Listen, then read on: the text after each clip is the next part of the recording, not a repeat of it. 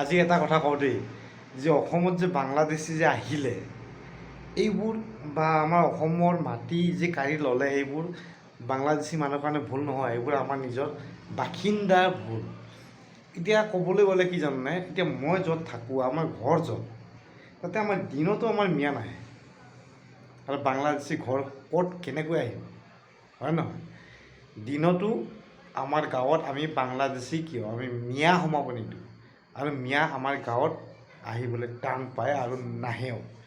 গতিকে আমাৰ দৰে হওক, মিয়াই হিন্দু মানুহৰ মাটি কাঢ়ি লয় 4 বিঘা 5 বিঘাকৈ। কিমান আচৰিত কথা হয়নে?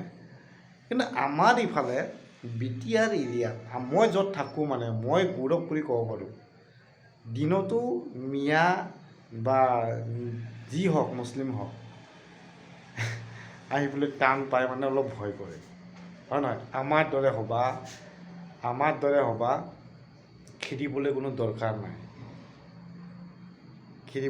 দৰকাৰ নাই, দিনতো যাতে আহিব নোৱাৰে।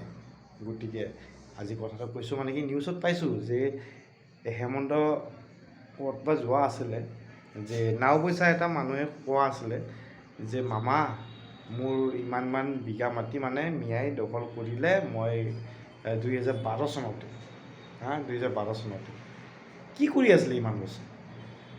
সেই দুখটো কোনো আমাৰ হিন্দু বা অসমীয়াৰ কাৰণে নহয়, সেই দুখটো হৈছে নিজৰ কাৰণে, বা নিজৰ গাঁৱৰ বাসিন্দা, সেই মানুহৰ ভুল।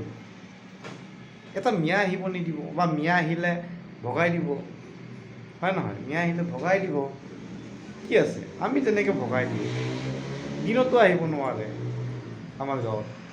সেইটো এতিয়া নহয়, আগৰ পৰাও নাহে। আহে আধা ঘণ্টা 10 ঘণ্টা, আধা ঘণ্টা 20 মিনিট, আধা ঘণ্টাৰ ওপৰত নাথাকে, গুচিয়ে যায়।